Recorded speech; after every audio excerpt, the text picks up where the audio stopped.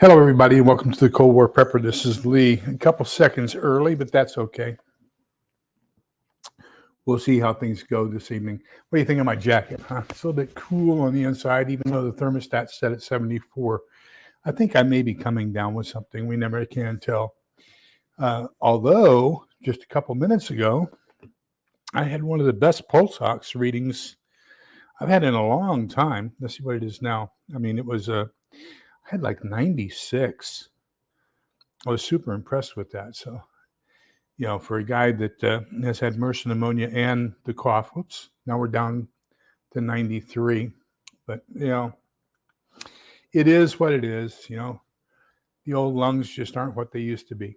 Hello, Fed Up American. So I saw Lori's Thrifty Kitchen Pantry. Thank you so much for being here, Lori. Lori just got out of the hospital, and and she's trying to get her feet back, her stability back and everything. And our prayers are for you. If you were closer, I'd be driving you over some food. I know that you prefer your own home cooking, but gosh, it's so great to have you out of the hospital. Stray Kitten, hello. Scott Hummer, hello. I saw Who's Your Prepping Nurse in here earlier. And yep, Who's Your Prepping Nurse? Welcome to you. Let me see who else. Patriot Prepper DAV. That's got to be Disabled American Veteran. So we'll have to talk about that one of these days. Let me see who else we got here. Do I have any? Can I control this computer? There we go. We have regained control of the computer. It is not gone AI. A very interesting thing I saw on Canadian Prepper's channel was, I think it was Canadian Prepper, did a question of an AI, this AI GPT. And so maybe, no, it was JJ Johnson on Reality Survival. And it said, tell me why Joe Biden is the worst president in U.S. history. And the algorithm for the computer, the artificial intelligence, said, I'm sorry, I can't determine who the worst president was because that's a relative thing, and da-da-da-da. And it went into a whole discourse on why it could not tell him why Joe Biden is the worst president ever. So then he put in the question, tell me why Donald Trump was the worst president ever. And he gave him a list of like 13 things. So tell me that these AI computers aren't being politically correct in how they're being programmed. Hello, my mother, Spark. And let me see, Scott Hummer. Okay, so I guess maybe the topic is what do we do concerning all of these balloons and what are they being used for? So I had Pete Rodriguez, who is an aerospatial engineer, on, and then the next morning he came out. We got some more information, and so we've one of the best channels other than Pete's, the Roaming Prepper. Strongly recommend you subscribe to him. The other one is a guy by the name of Green Greggs, and he's out of Huntsville, Alabama, which is the original, if you will, NASA center. That was the rocket center, and his specialty is balloons. And so I mean, there's a lot of things. And so both Pete and I were saying that we didn't think it was a SIGINT balloon, the very first one, although it from the things that we're seeing now, it's looking more and more like it was a SIGINT balloon, signals intelligence, and collecting information. So typically, here's what happens is you're going to send something over and cause people to turn on. So you have your early warning radar. Those are the very first ones. Those are always on. They're scanning the horizon. So anything that bleeps into it will tell you, hey, we have a target that has entered into our area. That's all it tells it, is there's a target out there. Next, you're going to turn on your fire control radars. And so these are when it comes within distance of your fire control radars. And so usually you're going to turn those on pretty close to max range. And so what happens is once that balloon enters it, if you turn on a fire control radar, then that's telling them where the max range of that fire control radar is. You can't fire your anti-aircraft missile until you pick them up on your fire control radar. So, that could have been an attempt to activate our fire control radars and find out where they are. Don't know. There's so much right now that is speculation, but there have been 4 balloon incursions and 4 shoot downs. I guess the one thing that kind of bothers me a little bit is everybody's talking about the cost of the AIM-9X Sparrow or Sidewinder, and that we're spending a $400,000 missile to shoot down. And people's ideas when you say balloon, there's certain things that come into people's mind, and the biggest thing right now is the average American is thinking of a party balloon at your kid's birthday party. That when you say balloon, that's what comes to their mind. They're not thinking of these high atmosphere balloons, so the relativity of the cost to them is a 10-cent balloon versus a $400,000 missile, and so that's kind of a little bit absurd. So my response to that is, let's just call them training missions. Nobody cares when we go out to Nellis Air Force Base in Nevada, or when we go to the Donna Ana firing ranges in New Mexico, and we put up a drone, and then we send a jet after it and fire a $400,000 missile at it to train our pilots in how to do that. Nobody complains. So let's just call these balloons Air Force training. And they're doing training and shooting down balloons instead of drones. The cost of the balloon is nothing to us, whereas think of the cost of the drone that we have to put up in the air for them to shoot down as training. I mean, it's relatively free training. All we have to pay for is just all we have to pay for is just the missile. We don't have to pay for the target itself too. So, crying out loud. Okay, so that's my thoughts on that. Hi, Stray Kitten, how are you? Welcome, and thank you for the kind words. What does have me concerned right now, and so that's something I think we all need to understand, and we need to get into a chat about, is how can we protect ourselves against it? Gosh, I am coming down with something because all of a sudden my nose is getting extremely runny.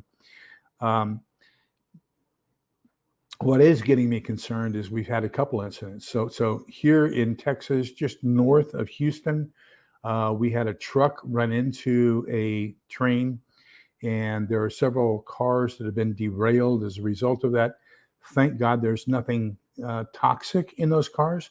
But in Ohio, we had a train derailment that is very, very serious. There's a lot of toxic chemicals in storage tanks. They're saying that the initial cause of it was a broken axle on one of the rail cars that caused the rest of them to spill. So now we have these obnoxious fumes, these toxic fumes that are going around the area. So what I'd like to focus on is not the fact that it happened or anything like that. Let's talk about, you are downwind from these toxic fumes. So what are some of the things that you need to do?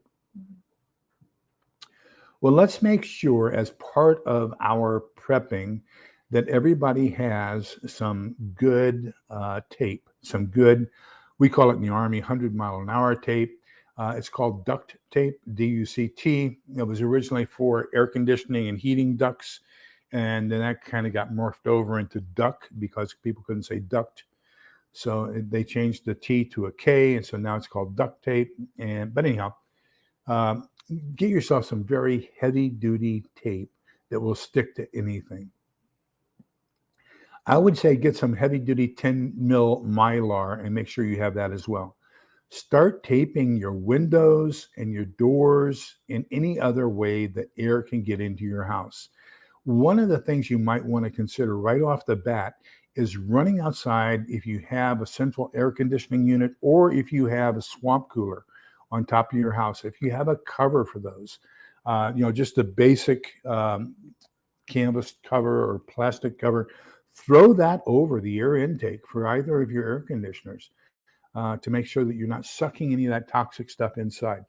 And then, seal off as much of the area inside your house as you can in order to keep the toxic fumes from coming into your home. If you can get yourself a decent mask. Now, and I'm going to say there's 3 different levels that I'm going to recommend here. Hi, Sassy Gal. So the very first one, of course, is going to be your surgical mask. That's not going to do you that much good because there's an awful lot of area that it's not sealed. If I was concerned, I would not have a beard. Okay, it's virtually impossible to get a good seal with a gas mask or a respirator if you have facial hair. It's just you can't do it. It's one of the reasons why they prohibit it in the military. But the next thing would be an N95, and they can seal fairly well against your face, and it's going to remove 95% of the particulates. Now, some of these are going to have sizes of the gas that is going to be less than the size of that N95 filter, so you could be sucking it in. So in that case, you want to get yourself a good CBRN gas mask, one that's capable of reducing all of the chemicals that there are. Here's the bad thing about CBRN masks, or better known among the populace as a gas mask. The filters that you have, and it depends, you can have the screw on the side, which is kind of the NATO standard now. We had the cheek filters in the old gas mask when I was on active duty. But those filters, once you enter into a contaminated area, only give filtration for up to 4 hours. So if you're going to have to stay in your home for quite a while, as a result of a chemical spill or something like that, you're going to want to have plenty of refills of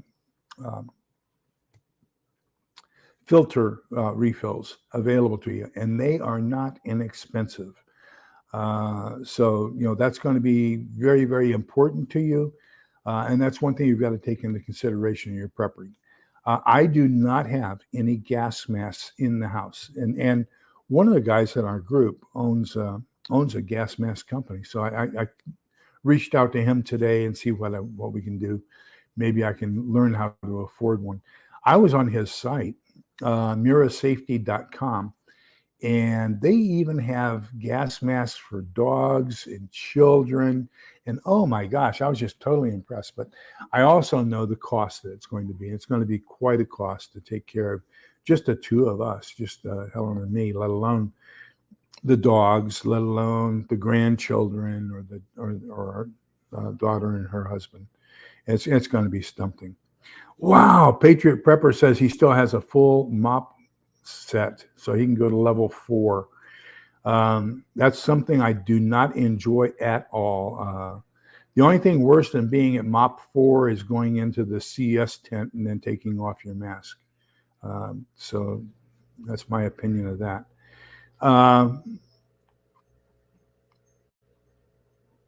So Little Lone Prepper says, I have no interest in going out, like dining out, movie theater, etc. I just prefer to, yeah, and we do too. We probably go out to eat maybe once a week. And, that's just to get out of the house.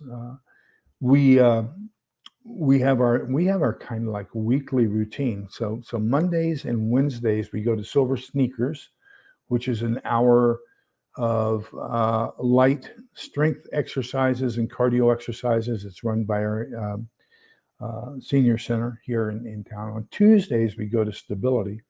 On Friday, there's another Silver Sneakers class. It's a different instructor. She's the oldest of all of us, and oh my God, I cannot keep up with her. So Monday, Wednesday, Friday, we do Silver Sneakers. Tuesdays, we do Silver Sneakers Stability. The third Friday of the month, we always have a senior trip. So last month, we went down to one of the largest Lutheran German enclaves here in Texas, and had an authentic German meal, and the history of the town and the church and the school and everything else. Next, let me see, the third Friday in this month, so the 17th, we're going up to Waco to the Texas Ranger Museum. So that ought to be a lot of fun. Okay, let me catch up with chat here. I would love to see dogs look if I put them in. Well, this is actually a kind of like a cage. So that is filtered. So you're going to put them inside of there.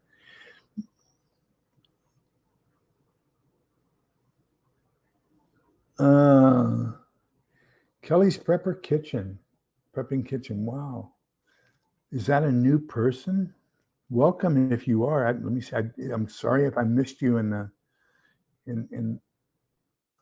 Sassy Gal Prepping has joined us. That's another one of my favorite channels. Sparking Sassy Gal. Bearded Eagle. Hi. Welcome. And yeah, don't lurk. Let us know you're out there, just so we can say hi to you and get to know you. Really appreciate it. Let me tell you something. I'm really, really excited about tomorrow night. So tomorrow night, we're doing our nonfiction book club. And that's going to be this book, The Decline and Decay, Strategies for Surviving the Oncoming Unpleasantness. And it's by an American, Chris, our friend. We interviewed him on camera here a little while ago, and Alan Kay. Let me tell you something. Everything I've been trying to accomplish with Sassy Gal Prepping, she did a fantastic job. She came on and helped me talk about it. I had Prepping with Sarge come on and talk about it. And everything that I want to do, one of the biggest issues I think we're going to face is retaining sanity in an insane world. And so I've been trying to get people on who can help us come up with ways that we can adjust our minds prior to SHTF so that we are, in a sense, and this may come across wrong and I don't intend it to, desensitized to the volume of abnormality that we're going to see once SHTF happens. Simply because it's going to be so overwhelming. And I will tell you that the first chapter of this book has done the best job of preparing a mind and some of the things that we have to do. And I mean, there's a whole bunch of psychological theories that he puts into it. I'm going to have a lot of fun. Alexander the Great, Privyet. And there's going to be an awful lot of things that are going to happen to us that we have got to take the lead. We are the 5%, the preppers. And so we are the ones who are going to, and whether we are completely 100% prepped or not, we are better off than the vast majority of the rest of our country. And so we have got to be the ones who assume the leadership role and tell people, this is what you need to do. Okay. And we need to be self-confident in that ourselves. So we've got to be the ones now adjusting our minds, saying, you know what, Lori, do me a favor. I will order you a book on Amazon and have it delivered to you, just in email. I think you may have already done it, and I'm not sure. In email, give me your shipping address, and I'll order a book, and we'll have it sent to you. But I know, Alexandra, you're Polish, so but I don't know how to say welcome in Polish. I know how to say, do you speak Polish, but not welcome. So,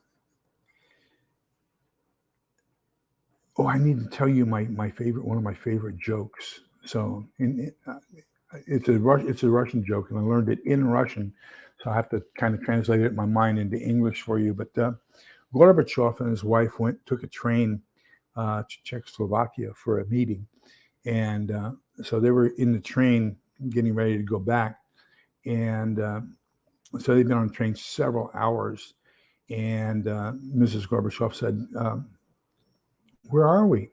And he says, "I don't know." And he stuck his hand out the window and brought his hand back in. He says, "Oh, we're still in Czechoslovakia." So a couple hours later, she says, honey, where are we now? And he stuck his hand out the window and brought it back in. And he says, we are now in Poland. And she says, oh, okay. And then a little while later, she says, honey, where are we now? And he stuck his hand out the window the third time. And she says, well, honey, where are we now? He says, oh, we're home. And so she looked at him. She says, I'm really skeptical. How can you tell where we are just by simply sticking your hand out the window? And he says, well, the first time I stuck it out the window, somebody kissed it, and I knew we were still in Czechoslovakia. The second time I stuck out the window, somebody threw a rock at it, and I knew we were in Poland. And the third time I stuck my hand out the window, somebody stole my watch, and I knew we're home. We're in Russia. So,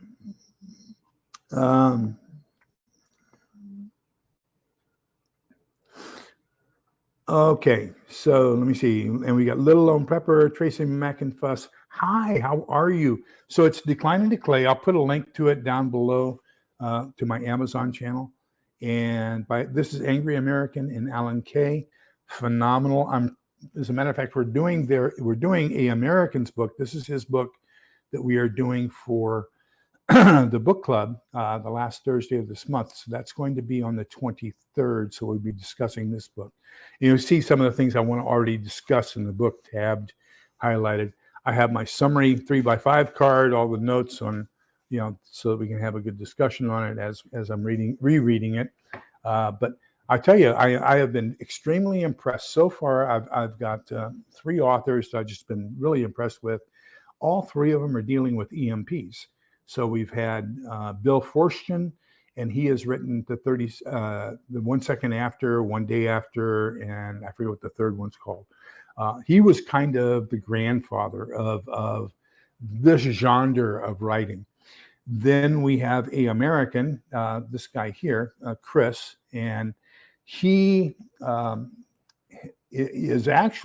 he participates in Robin Sage every year as a civilian, so that he's part of the bad guys that the Special Forces is looking for in their anti-terrorist type activities. So he's got a lot of interaction with U.S. military and with Special Forces and things like that. So he has a lot of really good knowledge that he puts in his books. One of the things that he's stressing in this one is make sure that you learn how to field dress and butcher your kill before SHTF happens. And so he goes into detailed descriptions on how to field dress and how to butcher both a squirrel and a hog in this book, which is, that's going to be critical. People think we're going to live. They don't. Most people today have never had anything to do with butchering or with field dressing or anything else. A deer, or anything like that. So there's going to be an awful lot of wasted food. And I think people are we're going to ruin the supply of food simply because of people's ignorance. And, that's going to be a terrible thing. Yeah. So Patriot Prepper has read Going Home. So right now we're on volume 4, Forsaking Home. So Going Home is when the EMP strikes and he's up in northern Florida. He has to make his way home down into around the Orlando area, I want to say. And that's the one where Jess accidentally shoots Morgan in the head. And you meet Thad. So each one of them is going to a different area of Florida. By book 3, they're all, 2 of the 3, Thad and Morgan, are back reunited. And then in book 4, of course, Sarge, Mike, Ted go in and basically free a FEMA camp. And one of the really bad prisoners in the detention center is Jess from book 1. So now we're going to have the reunion of that entire book 1 cadre: Thad, Morgan, Jess, Mike, Doc, Sarge, and who's the other one besides Mike? Anyhow, so they're going to all be together there. Okay, so let me get in here one more time. Alexander the Great wants to do a live with me. Well, we can do that one of 2 ways. We can, here's the link for tonight. You can come on if you feel that you want to. And you can come on here with me tonight, or if you want to interview me, then just send me an email, and that's coldwarprepper@outlook.com. And we can see when we can arrange that. That's not a problem whatsoever. So you are doing a lot of stuff. So let me get on here and make sure I still have that I have you all as a black belt, so I get notified of everything you're doing.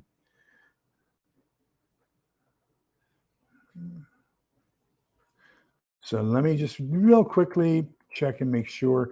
So one of the things, if we would, I've got Lori, I know for sure. I don't know, Saucy Gala, I think I made you a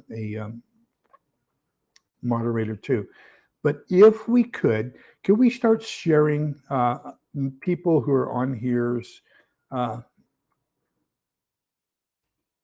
links so that we can start supporting each other and make sure that everybody's following everybody else. And I would greatly appreciate that.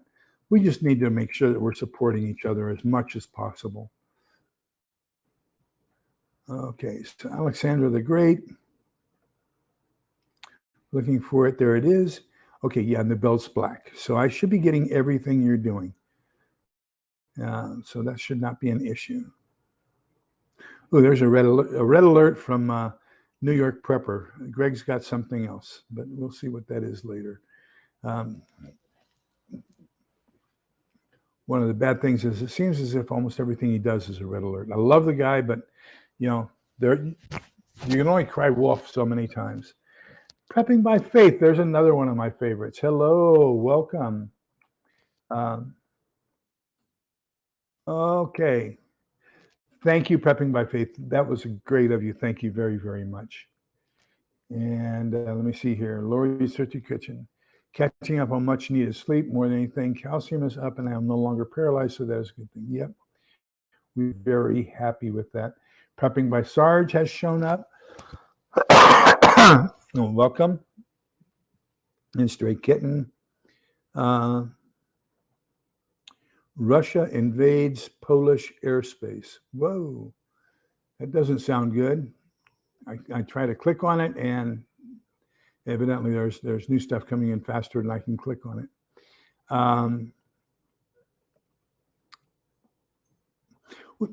Let's do it this way. Do me a favor, and as you click on somebody's channel, so that the moderators are going to be putting in the links to channels. When you click on that and subscribe to that person, do me a favor, just put the name of the person you just subscribed to.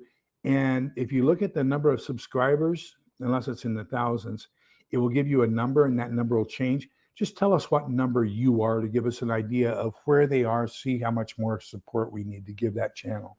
I would greatly appreciate that. So Prepping by Sarge, or Prepping with Sarge. I was telling everybody earlier, I love this book. So the first chapter is exactly what you and I were talking about, what Sassy Gal Prepping and I were talking about, and that's this right here. That's the mental stuff.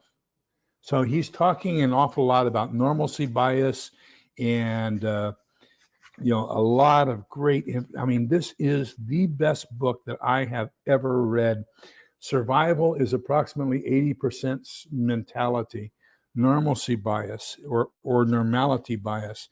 I mean, look at what I got it underlined, and every page is about 50% underlined and highlighted just on stuff that is so important for us to get our minds together and get our minds around, so we can try to become the leaders if anything happens in the future. So, and we're going to be discussing that chapter tomorrow night. So Prepping with Sarge, if you can be here tomorrow night, Sassy Gal Prepping, if you can be here tomorrow night, I mean, that's going to be critical.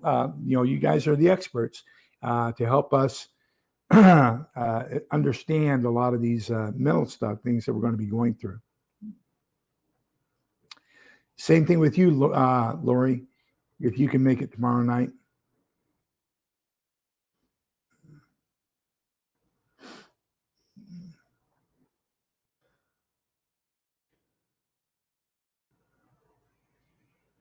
So, and Alexandra says that she has family yet, so she would find out if anything happened in Poland.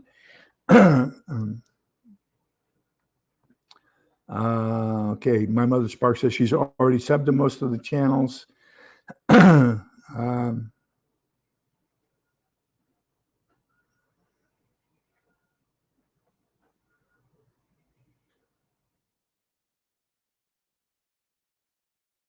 So I was talking with Lori earlier, and I have an indictment against rehabilitation centers. So when Helen had her car wreck, she was put into a rehab center, and broken pelvis, left arm was broken in 3 places,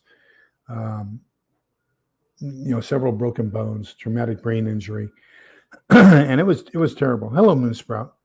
And so there, one of the things we found out is that most of the physicians in rehab centers don't have very much knowledge around how to treat brittle type 1 diabetes. They know how to handle type 2, but they don't know how to handle brittle type 1. So they thought they could control everything with short-term insulin, and that can't, especially if somebody's on a pump, that just isn't going to work.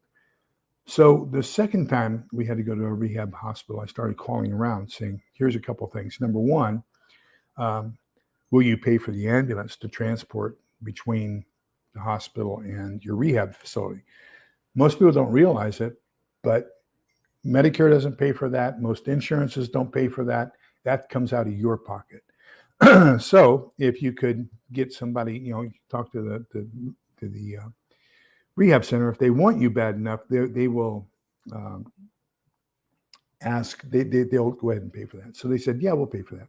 I said, number two, she has to keep her insulin pump, and they said, yeah, we can do that too. So they waited until I left. And right after I left, by the time I got home, she was calling me, telling me that they had confiscated her pump and that was their policy. So I went back. Well, it was after closing. So there was nobody there to talk to. And I said, I want to talk to somebody. So I talked to the chief nurse there on the floor. And I finally got a hold of the CEO of the company. And I mean, he and I argued until 10 o'clock. I said, okay, I'm pulling her out of your rehab facility. We'll go somewhere else. And so, I mean, he finally relented and said, okay, we'll let her have it back. And, but the pharmacist had it locked up in the pharmacy. So here it was almost midnight on a Friday night. And the pharmacist was not happy at all that he got called in at midnight on a Friday night. Secret to that, guys, is if you say you're going to do something, do it. And then nobody has to come in the middle of the night. That's all there is to it. So let me see here. Everybody's talking about last night being a terrible night. Yeah, so Lori's live at 7. I'll try to be there with you, Lori, and then mine's at 8. So yeah, we won't step on each other at all. To say. Oh, I know. People were talking about not sleeping last night. I couldn't sleep last night either. And here's something really, really strange. So Mr. Clean as can be, I've been having problems sleeping. And so I go to the farmer's market every Saturday morning. And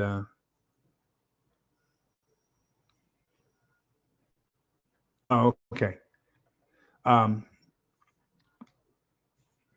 So every Saturday morning, I go to the farmer's market, just trying to establish relationships with farmers who live close by so that once things happen, I'm going to have a supply of vegetables and eggs and things like that.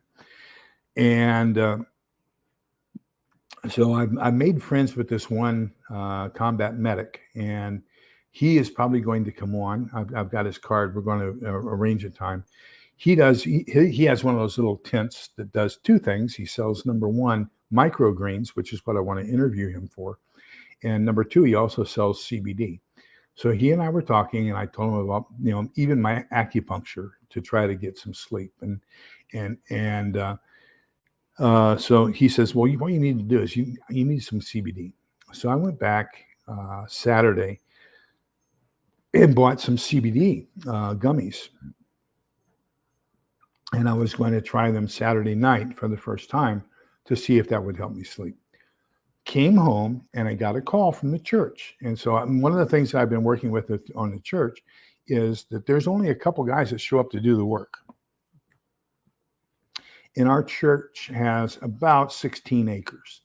And so a lot of trees were damaged with the ice storm that came through and everything else. And so George called me and he said, were you serious about wanting to help? And I said, oh yeah, let me change clothes and I'll be right over. So from 1 to 5, I was out working, sawing branches, cutting branches, putting them onto the trailer, unloading the trailer. We did 3 humongous trailerfuls of branches in 4 hours. So you can kind of see, one of the things that you learn is when you hit 70 and and you have a new hip that you're getting accustomed to, a titanium hip, 4 hours of heavy manual labor, you don't need CBD, you don't need anything to try to sleep. You take 2 pain pills, what are they called, ibuprofen, and you just go to sleep. So Saturday night, I actually did get some sleep. It was Sunday night, I did not get any sleep. I took the CBD, and it helped an awful lot with the pain, but it did not help me sleep. I was awake most of the night. So today has been kind of one of those days where I've just been kind of off, I've been chilled, been a lot of things. So he told me just eat half a gummy. So I ate half a gummy, and then I'll do another half tonight, see how that works, and maybe I might need to go up to 1 full gummy. We'll see how it works. But can you believe I'm doing that? I mean, you ask anybody in my family, you ask anybody in my long history, and they're going to say, "Oh no, Lee's not doing that." I mean, they would believe you. I'm sitting here drinking a beer with my, as we're on live TV or on live camera. I'm drinking a one of those famous beers called a Root, and so.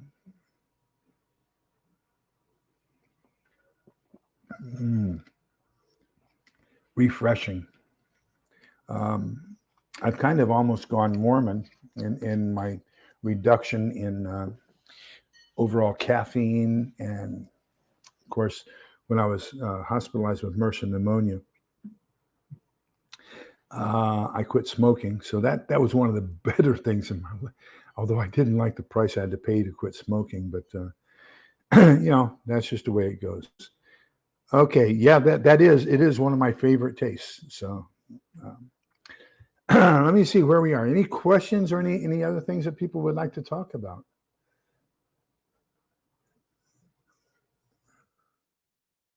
Prepping by Faith had a couple good videos, and so she had one, and I think we need to talk about it, and because I think she brings up something that's really Prepping with Sarge says CBD helps a lot of people, and you shouldn't get high. At most, you should feel relaxed but not intoxicated. Hope it helps you. Yeah, and Sarge told me. So this is the Sarge, the guy who sold it to me, the medic Sarge. He told me that at most it would feel like I had 2 glasses of wine. So, oh wow. Root beer and vanilla vodka. We have cinnamon vodka here, but we don't have any vanilla.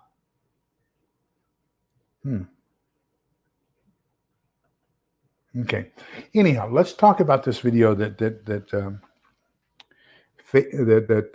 Prepping by Faith put out earlier today, and I think it's one you need to get your minds adjusted to, and that is we prepare for an awful lot in our lives. And Prepping by Faith, if you can do me a favor and get the link to that video you put up, about the text that changed, or the text message that changed your day, I would greatly appreciate it. But just in an instance, your entire life can change. So, Prepping by Faith put out a fantastic video today, and it's basically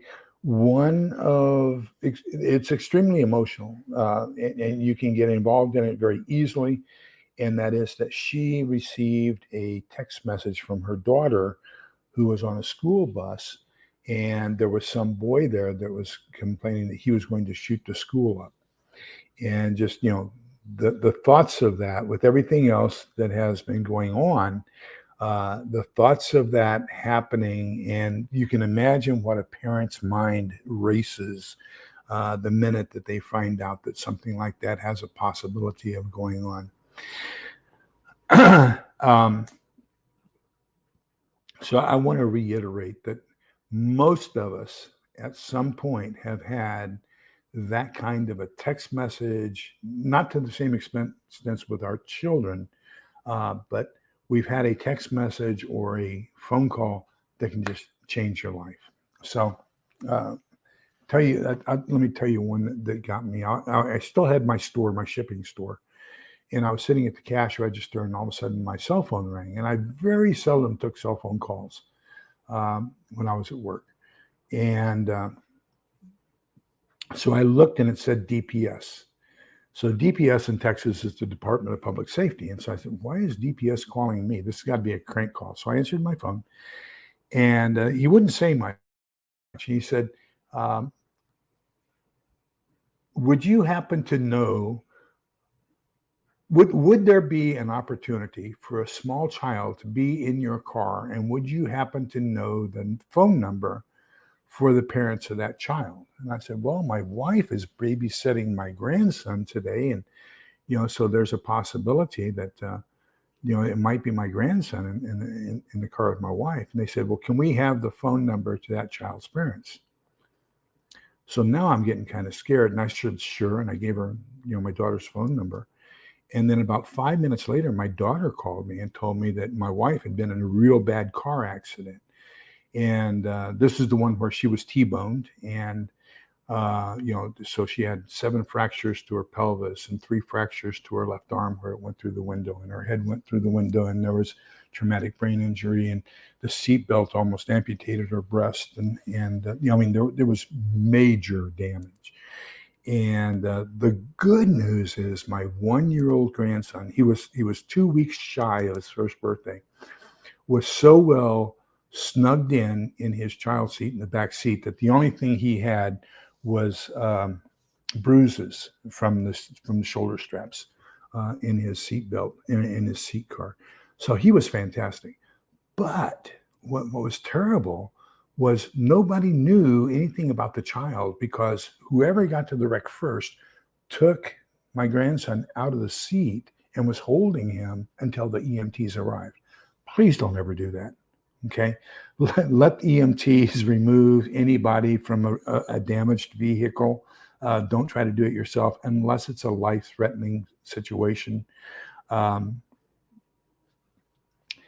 Because you don't know if there are internal damages, you don't know if there are neck injuries, you don't know if there are back injuries. And by pulling somebody out, you can actually make the situation worse by trying to help them. So unless the car's on fire or you fear an explosion or something like that, please don't move a body in a vehicle that's been involved in a vehicle accident. So by the time I got to the hospital, the chaplain was holding my grandson, and believe it or not, my daughter, who worked pretty far away, and I lived fairly close, and she got there before. Well, we got there at the same time. We got there roughly the same time. She was just like seconds ahead of me, and got her son, and then, of course, her husband kept the grandson in the waiting room while she and I went into the emergency room with my wife. But that was quite an ordeal. So one simple phone call can change your life. One simple text from your daughter can change your life. And how are we going to prepare our minds for that phone call or for that um, text message or whatever. Um, let me see here. So Lori says she was T-boned by a semi in 2009. The only thing that saved me was my seatbelt and my guardian angel holding me back in my seat. Yes, and there is a guardian angel with us all the time, and make sure that you thank him for doing the things that they do for us on a daily basis. I wholeheartedly agree with that. Hey, Pete, welcome.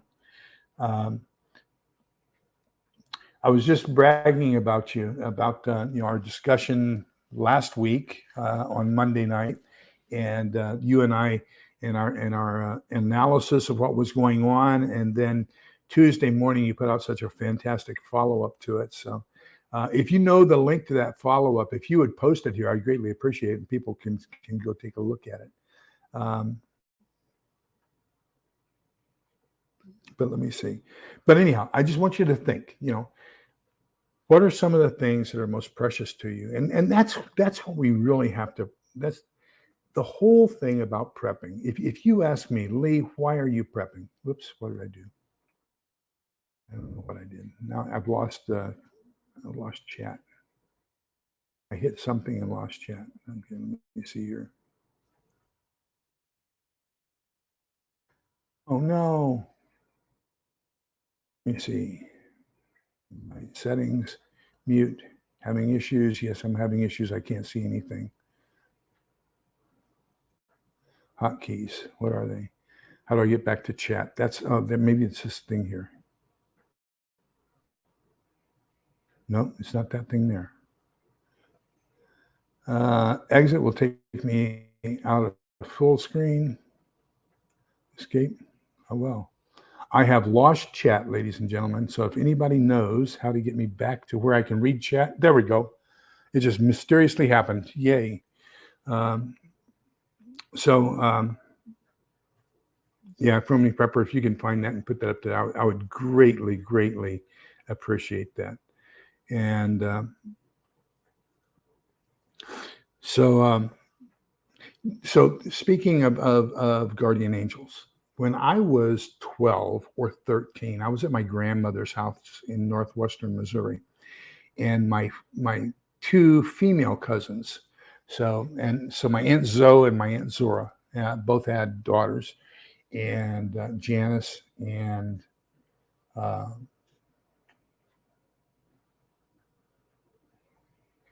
can't remember her name. I thought she was the prettiest girl I'd ever seen in my life.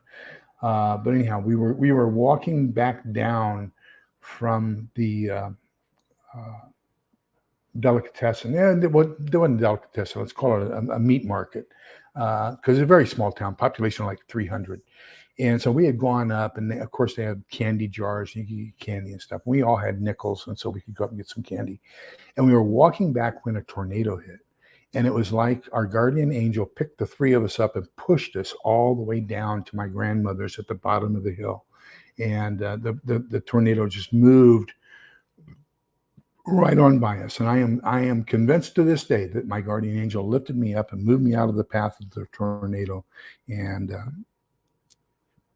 so I have to be very, very happy that and I don't know if I can do enough to repay that, but gosh, that was fantastic. And but anyhow, okay. So everything's back to normal now. So Triple G Farms, there's another great channel. So another great follower, and thank you for being here, Triple G. And I was let me kind of okay. So here's the one Pete thinks is the one that he shared. This is the one. So after Pete and I had a discussion Monday night, he did a lot of research, and then we found out a lot of news. One of the things I want to warn everybody to be extremely, extremely cautious of, and Pete and I do a fairly good job of trying to be cautious about things like this. But beware of initial reports of anything, any kind of disaster or any kind of bad news. Do not accept initial reports at face value, because they're all speculation. We aren't going to get the closest thing to reality for probably 3 to 5 to 7 days after the event happened. So you look at this, the shoot down happened on Saturday. Pete and I were talking about it on Monday. And finally, the news came out about a lot of this stuff that now allowed Pete to do a lot greater analysis. And that's why he put out the video Tuesday that he put out, which is fantastic. And it's kind of saying, he was looking at it from one point of view. I was looking at it from another point of view. Somebody put up earlier that they could be testing our defenses for an EMP. That is a high possibility. I'm not going to say it's a probability. I will say it's a possibility. Yes, absolutely. And admit that it's speculation and guesswork, and we don't have firm information on it yet. And where was I going with that?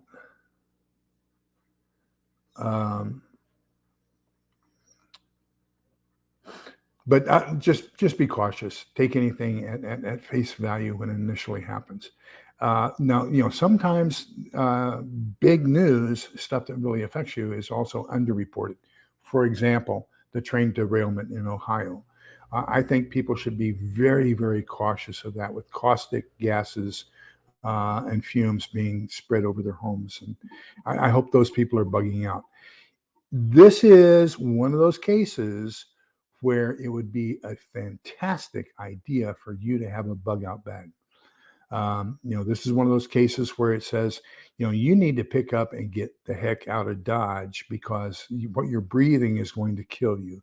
So, this is one of the best cases for a bug out bag I have ever seen, and for having bug out plans. As much of a hunker down guy as I am, this is one of those cases where it's absolutely essential that you bug out.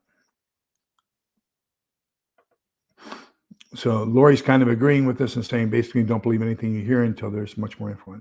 And the number of tinfoil hats that come out is just unbelievable. So yeah, I know where we were going. We were going with the possibility, are these testing for an EMP?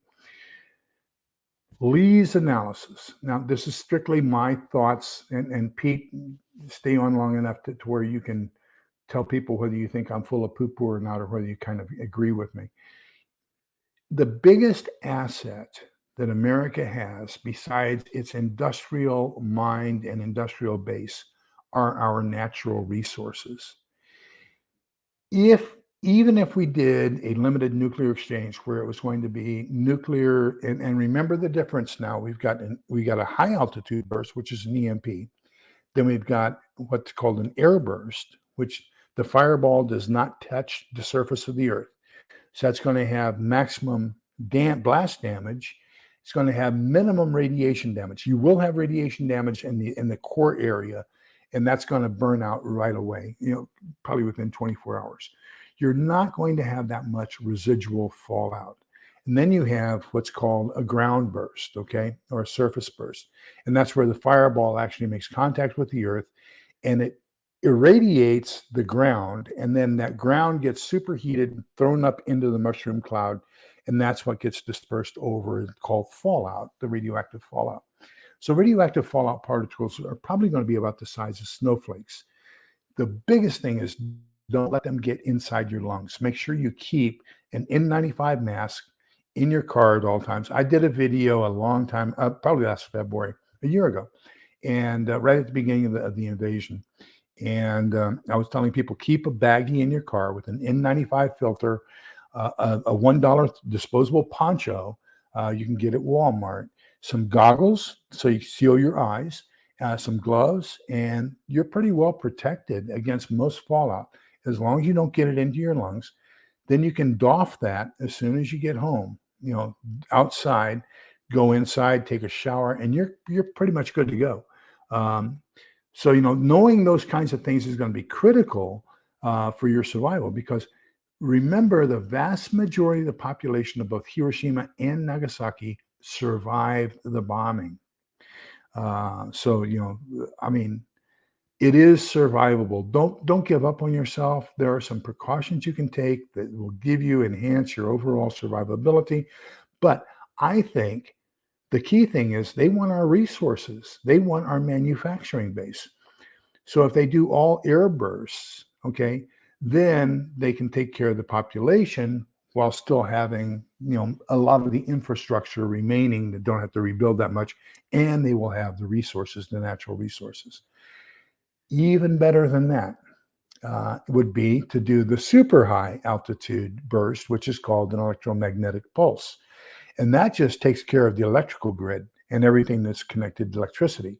There was a report that came out that went to Congress, and it said that because of our reliance on electricity, that about 90% of the population will probably die within a year after an EMP, because we have gotten so far away from our relatives of 100 years ago that we're too dependent on electricity. And so, they're predicting that 90% of the population would die within a year. Okay, so I would hope not. I think that we 5% who are preppers, who are talking about this ahead of time, we know what we need to do to survive. Okay, and I would like to think that we will be in that 10% who do survive. Now, if we take it to a different direction, another direction would be that they could use a cyber attack and accomplish the same thing as an EMP. And with that cyber attack, if they just reroute a couple, and it's called SCADA, is the computer program that's used to direct all of the electricity through all of our transfer switches and substations. If they get into SCADA and do a cyber attack on SCADA and have backfeed into a couple of the super big transformers, I think the report said either 6 or 9 of those, if they're blown, will cause the U.S. to go into blackout. And it takes about a year and a half to get those transformers reconstructed. So, so I would say the biggest threat that I would be preparing for right now is, what are we going to do without electricity? So anything you can get. I don't have any sponsors or anything as far as solar systems, and nobody sent me one to evaluate or anything like that. So I can't recommend one to you. I can say I have a Jackery 100. So far, it's met my needs. I have a solar powered refrigerator freezer. And then, of course, I have whole house solar with a battery backup. So hopefully that would be sufficient should things happen through a cyber attack. Now, I'm not sure how much, I need to get an EMP shield to make sure that my solar system stays active. And so I'm kind of worried about that. But, all in all, I think that if we can start taking a look at what are we going to do to prepare ourselves for a loss of electricity, let's just put it that way, just a loss of electricity, then how are we going to survive that? Okay. Hello, Tofu. Welcome. Anything else before we go? I just want to invite everybody back tomorrow night. I am super excited. Gosh, the first chapter of this is going to be such a great discussion. Chapter 2 kind of links in with that, and it's the village. And so that's talking about what I've been saying the whole time. We got to be in this together, because togetherness. What's the quote that opens up there's a fantastic quote that opens this chapter up, and it says, "The lone wolf will soon be the dead wolf." So if you think you're going to do it alone, that's going to be extremely difficult. You're going to have a group of people around you. And I think that a group of people working together to achieve the same common goal is what's going to be the most important thing. We can call that a family. We can call that a tribe. We can call it a church. I don't care what we call it. But finding a group of people close to you who are all committed to the same thing that I am, or you are, or whatever. And I think that common thing is going to be survival. What are we going to do to survive in this new environment? And as long as you got people working together to accomplish that, then we will have things taken care of. So that's pretty much it. And I'd like to invite everybody back tomorrow night to discuss that. And don't forget, the last Thursday of this month, we'll be discussing his fiction books. This is for Saking Home. So this is basically breaking into a FEMA camp, rescuing all the people who were in that camp and getting them back to safety. So with that, Exodus. Oh, gosh, you'd think I'd have my Bible here closer to me, but I don't. Right there. I'm sorry, it's Numbers, number 6, 24, 25, and 26. The Lord bless you and keep you. The Lord let his face shine upon you and give you and be gracious to you. The Lord look upon you kindly and give you peace. So remember, we're all in this together so we can come out the other side together. Please be kind, polite, and respectful to each other, because togetherness is the only way we're going to get there. Togetherness is the key. Take care. Good night, everybody. And I hope everybody sleeps a lot better than we have over the past couple of days. Bye-bye.